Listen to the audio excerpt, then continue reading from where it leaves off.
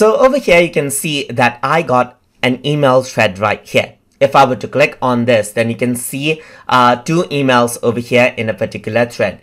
If I were to click on reply right here, then I can type in anything that I want. And if I were to send this, then what happens is that this becomes a part of the thread as well. And sometimes you don't want the email thread at all. In that case, you can simply turn that off by going around over here onto the gear icon to access out the quick settings. And once you go around over there, you can scroll down and then you can click on, let's say, for example, the conversational view right here.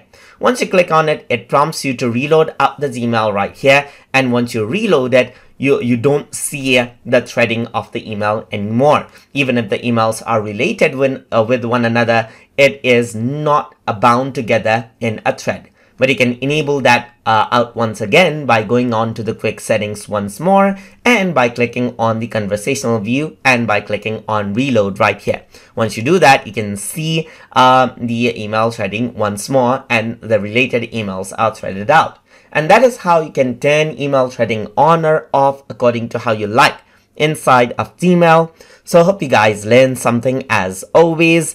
And as always, please like, comment, share, and subscribe.